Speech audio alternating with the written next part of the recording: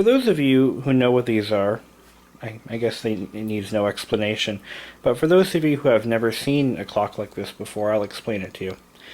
This is basically a digital clock before they came out with LCD and LED digital clocks, and probably around the time Nixie tube clocks were invented. What this is a mechanical digital clock, which uses a series of flip charts to display the time and a rotating wheel to display seconds. They're really cool. These were very popular in the 60s and 70s.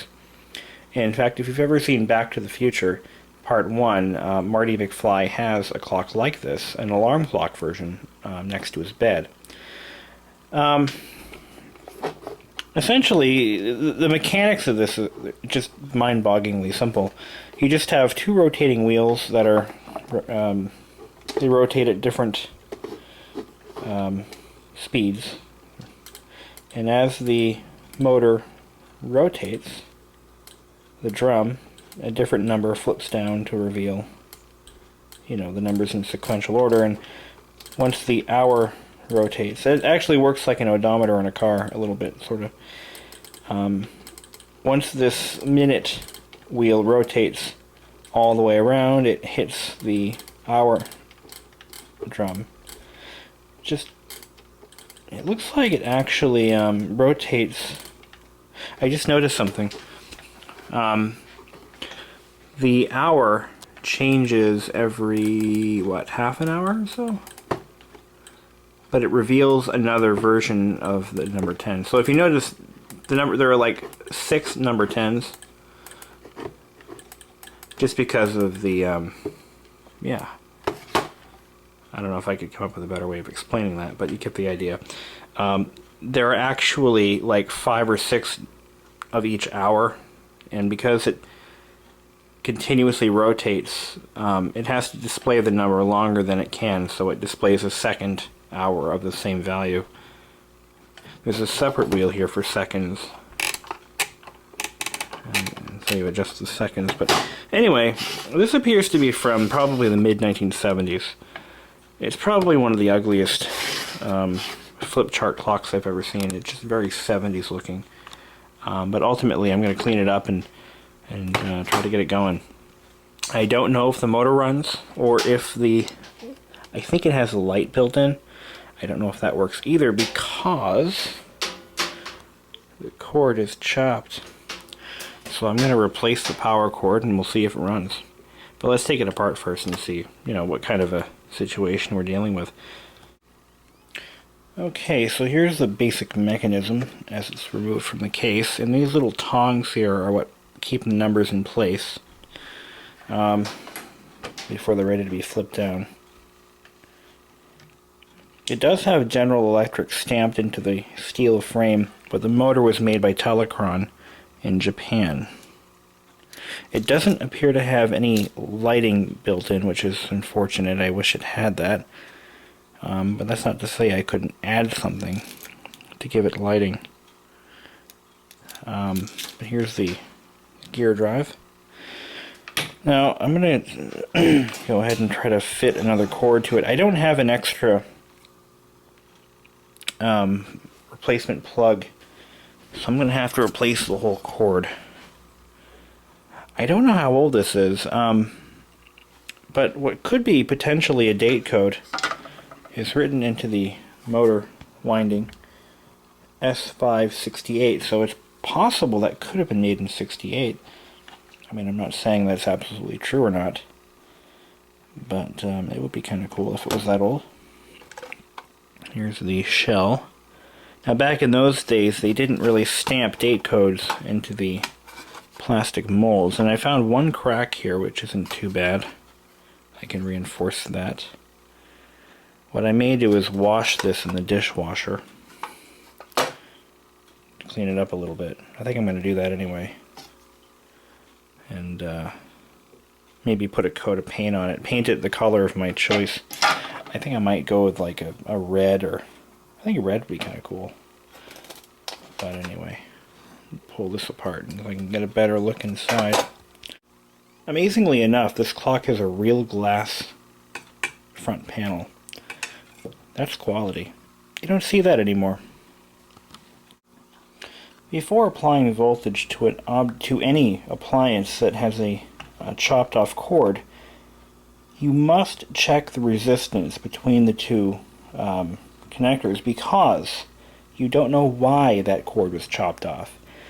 So what I've done is I've removed the old cord already, and I am checking the resistance between these two terminals on the coil, or the windings, to make sure they're not open, which would indicate I'm wasting my time, or dead shorted, which would indicate a serious problem within the device. It's always a good idea to do that, because you just don't know what the status is of what you're working on. Unless you knew the original owner and you knew why the cord was cut off. So, I get 0.616 ohms of resistance, which is neither shorted nor open. So I'm going to proceed with installing a new cord. And she works. Okay, I was incorrect about that spinning wheel in the end. That's actually the AM/PM indicator. It is a 12-hour wheel. But anyhow, the unit is running silently almost, and I just did flip over from 1102 to 1103. I missed that of the camera. But she spins very slowly, and I made the dumbest mistake I think I've ever made before. I mistakenly forgot to run the cord through the back of the clock before I soldered it in place. Damn it. So I'm going to have to do this all over again. But some of the metal components are live. Like the chassis of this clock is live. Okay. So if I touch this and the sink at the same time, I will most certainly be electrocuted. And I'll show you why that's true. Because this little bar here is the power switch. And there's the crude looking switch right there. But anyhow, there you go. Now I've got to start cleaning up the unit itself. Now that I know it runs, I'm going to go ahead and pursue giving it a good paint job, because I really don't like this white color. It's gross looking. And turn my soldering iron off and give it a good cleaning. So even after cleaning the plastics, you can still see that they're badly yellowed from the sun, especially the back panel here. This is probably where it was facing a window. You can even see where the power switch was for many years. So this is going to be my solution, Krylon Fusion Red. It's the same color that I used on my old scooter. It's a great paint. It works great for plastics. I'm going to coat the entire clock and let it dry for about 2 days before I reassemble it. Now that I know the mechanism works, it seems to be a pretty surefire thing, so let's make it happen. Okay, so I've fully painted the clock's housing with Krylon Fusion. I'm going to give it one more coat, I think, but here's the back. Looks good. The main bezel looks pretty good. I use Krylon Fusion red pepper, or safety red as it's also known as, with a Krylon Fusion clear coat to give it that extra sheen that you so desperately need in a clock.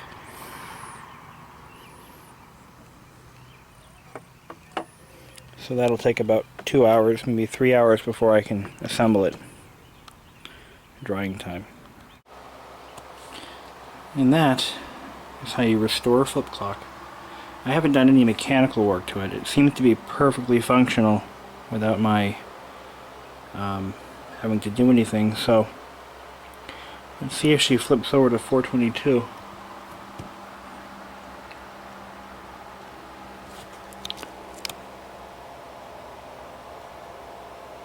Doesn't look like it's running. So I'm going to say no. I'm wondering if I damaged it somehow.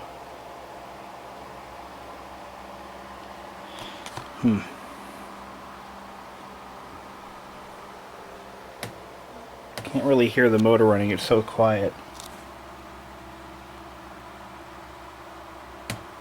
Hard to tell. But anyway. So as you can clearly see, I painted it red all around. And if I didn't know any better, I'd say it's not working. The mechanism isn't jammed up or anything, I made sure of that. But power switch is turned on. Let me take a meter to the cord and see if there's anything going on there. Okay, well, unfortunately the clock is now dead. It's unfortunate because it's a nice little clock. But I'm going to show you what I did wrong, so that way if you do a similar project, you won't make the exact same mistake I did. You have to be very careful when soldering to these terminals because they're mounted in a soft plastic, and on the other end of the terminal is a very thin wire. The other end of this coil is actually soldered to it. I've actually removed the terminal to see if I could fix the damage that I had done. What happened was, when I originally soldered the wires, I mistakenly used a cord that was entirely too big. Not only that, but I forgot to run it through the back cover. I just wanted to see if the clock worked at that point. After I refinished the clock's panels, I went back to it and I soldered on the correct size cord and reassembled the clock. Unfortunately, when I must have had the soldering iron on this for too long, and it desoldered the coil lead going to it. So, could it be fixed? Yes. Is it worth it? Probably not, because I would have to remove the coil, which would disturb the alignment of all of this mechanism here, and I mean, could I fish it out? Yes, I could. I would disturb all of the precision adjustments that were made at the factory, and the clock may never run right again. And it's just more effort than it's worth at this point. I might hang on to it for a little while. Maybe I'll find another one like it. I don't know. I'm gonna find another flip clock because I kind of like these. And I'll go back on maybe eBay or something and try to find one. I mean, these really aren't that expensive. I could buy a whole nother clock for like $5. I mean, they're really not that desirable, so where they're valuable. Just unfortunate that this one would have been perfect, and I screwed up. I desoldered the lead. I mean, I don't know if I could dig that out or what. I mean, it's worth a shot. I'm going to bin the clock anyway, so if I can't find the other end of that lead. Where's my razor blade? I had a razor blade here somewhere for that. But I'll dig into the coil and see if I can't find it, but we'll see. Alright, well, I'm going to call it its death at 8:04. Turns out it's just not worth the effort. I mean, is it fixable? Yeah, sure. Anything's fixable, but I think I want to not spend any more time on this thing. It's already consumed my entire day, and just going to cut my losses here. I think when I took the paper off, I mean, these are delicate mechanisms. I think I tweaked it. I just squeezed it a little bit, and I'm like, you know what? I think it's done. Oh well.